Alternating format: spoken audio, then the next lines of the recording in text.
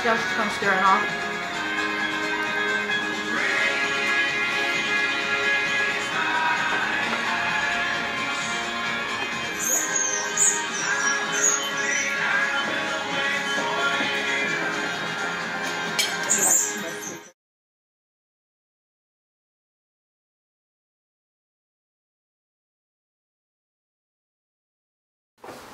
We didn't let a seizure ruin our day anymore, because when it was, of course, when it was new,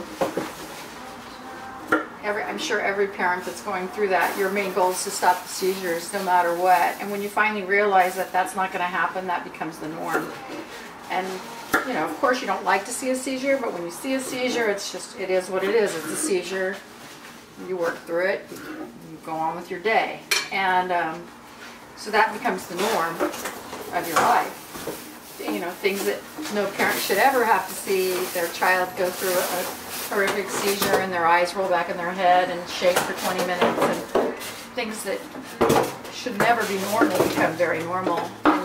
And she had to have major abdominal surgery to remove both her colon and rectum, and she has a permanent ileostomy, which that in and of itself was a fairly big shock and devastating. But what happened afterwards is we thought this would cure her disorder. It actually didn't correct the problem. So very low time for us. We were in the hospital a total of 85 days.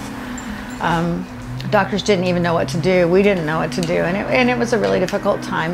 It didn't seem fair, since she was already dealing with the seizure disorder, that she had to have this too, and nobody knew what caused it. There was a lot of days where the stress was just incredible, because you could see the bowel obstruction starting and there was nothing you could do to stop it. And you just knew that within days you would be in the hospital, and we were. I felt like I was living on the edge, which we were, and it was really a difficult time. But what I realized a few weeks ago was our new normal is Melody has a bloating situation, we just deal with it.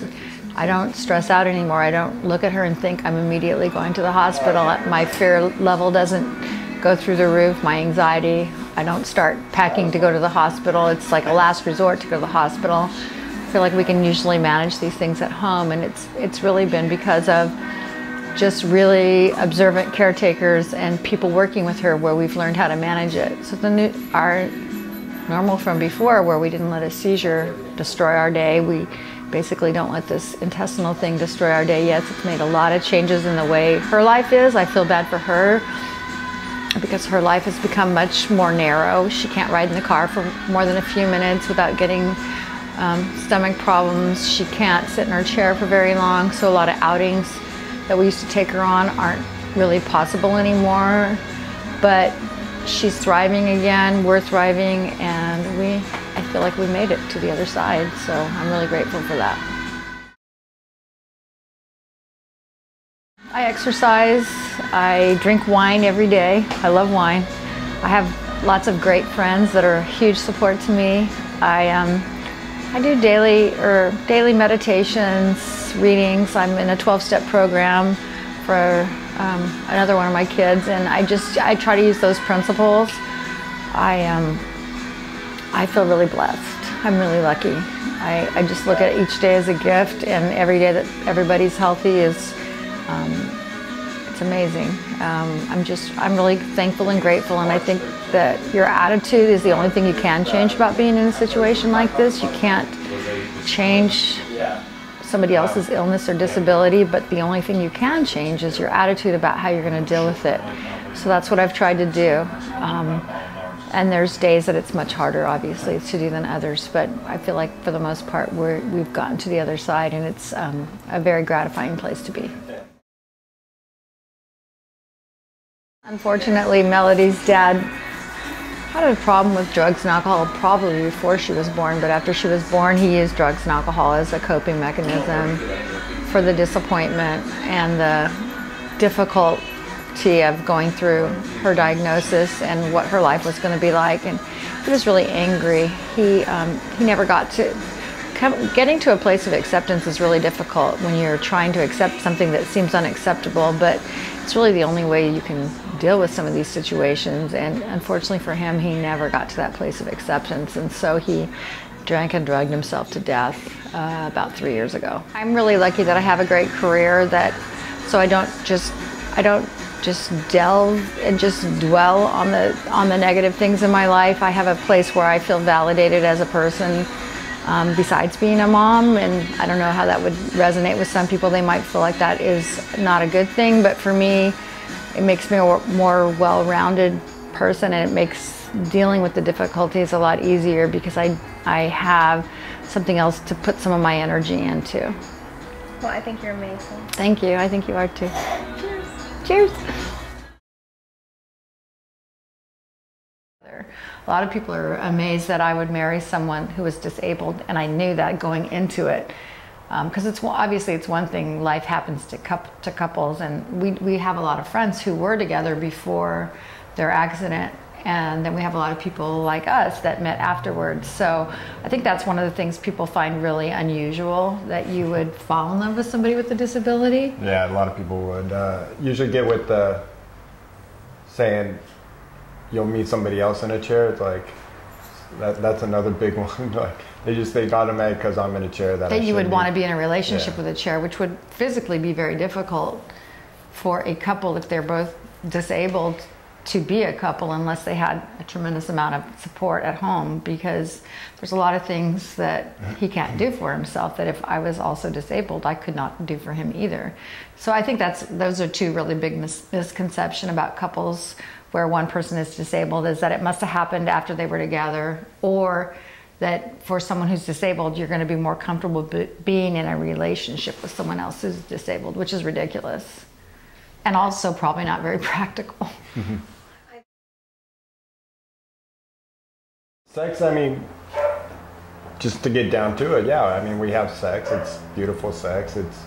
Is it the exact same way as everybody else does? No, I don't think anybody does have sex the same way. I mean, it's a little more planning per se, just because of, trying to get an erection. It just isn't spontaneous anymore. So you got to think about the Viagra or whatever you might use to obtain some, an erection. So a little bit of that is a little bit of planning, but when we don't think about that part of it, it's pretty much normal. The foreplay and the love and the cuddle and Well, and we incorporate a lot of toys into our sex life, because he actually kind of gets a bad response from taking Viagra, and it really isn't that important to me, because the best part of it is the closeness that we feel. So it doesn't have to be, and we're both very open, and I think that helps. We're both really comfortable with ourselves, with each other and our own bodies, and so we know what works for us. I don't know if that would be the same with everybody, but I'm sure that's true of most couples. So we're both, I mean, the fact that we don't have regular intercourse on a regular basis doesn't bother me, because we have a lot of other ways, I guess, to satisfy each other. Just be open to it. I mean, there's definitely challenges. It's more, like Bobby said, it's more about planning. It's just that way about everything. Logistics and planning is the hardest part. Knowing that you might have to allow a little extra time for certain things, and be a little bit more open-minded. This is my third marriage, so obviously I've had other relationships before that were sexual, and one of the things that I found the most satisfying about this sexual relationship is because we do have to make time for it, we have to plan for it, and it's not just to be crude, wham bam, thank you ma'am. I mean, there's a lot more that goes into it, and so it's very special. Plus, there's got to be a lot of give and take with the relationship, in the sense that I can't change the light bulb, I can't repair a lot of things on the house. She might have to do it, or I might have to hire somebody.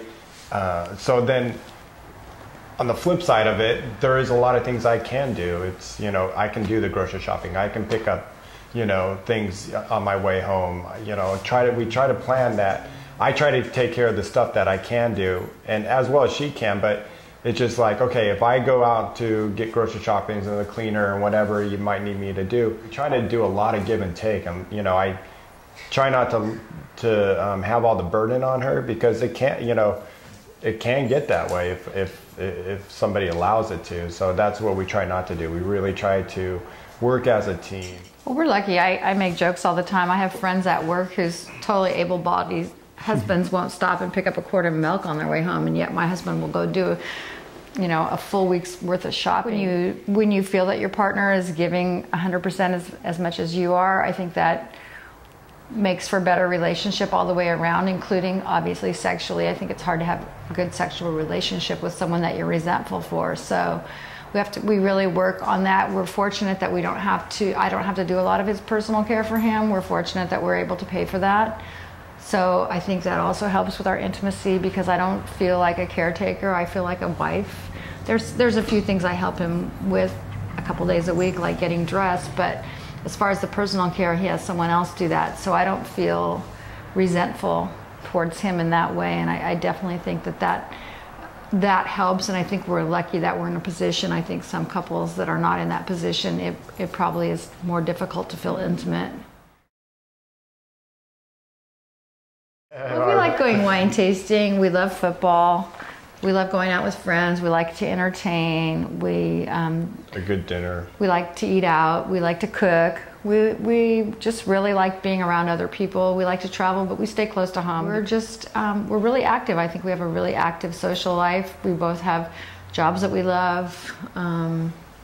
We really have a great life. We really do. I can't stress that enough. We really have a great life. Well, for me, it wasn't a big deal. I didn't even take a second thought of it until the medical problems come up. But you know, just that's uncontrollable to anybody. You know, in love with her just like any other kid, and you know. I think for me too, even though it didn't really make sense from a logistical standpoint, as far as having to be kind of the caretaker for a lot of the things around the house, and for those two. I realized that he really understood how a lot of people who see kids like my daughter don't really value them. They don't really see the value or the joy that those children can bring to you, because it's not, you know, your normal situation. But I knew that he understood that. I knew that he had worked with kids like that and seen their uniqueness and their individual, how, you know, it's pretty funny how someone who's never spoken a word can have such a great personality and express themselves in so many ways, and that's Melody. And so I knew that getting involved with Bobby, he would understand why I would feel so devoted to my daughter, where maybe somebody who had never had that experience might not. So it was a plus for me in that regard. It was a plus for me. To get to that point with disabilities where you don't see the disability first. It's just, when I tell people I'm married, I don't even a lot of times even mention that my husband's disabled, because I don't see that about him. I don't see that as something that is necessary to go into. It's just, until I fall on the floor, though. Maybe, but it's not the thing that defines him. It doesn't define us. We're just a regular married couple that has the same challenges that everybody else does. And it would be really nice to get to that point where we'll even see the chair. They'll just see Bobby and they won't even think twice about it. And I think that would be a nice way for society to evolve. I think most people probably don't even know someone who's disabled. And I just think that's really sad. And it would be nice that it became so mainstream that we wouldn't even have to talk about it anymore. It would just be Bobby. We're a married couple who, unfortunately, one of them happens to have a disability, but it doesn't define our everyday life. It doesn't stop us from doing the things we want to do. We don't march around with signs, you know, for disabled rights. I mean, we just want to live our life. We just want to live our life, and I think that's what most people want. They just want the same things. They just want to live their life and have their families and careers and whatever. And it shouldn't. Hopefully someday it'll become so normal and accepted that it's not a defining thing anymore. It'll just be Bobby or Melody, and that's just the way it is.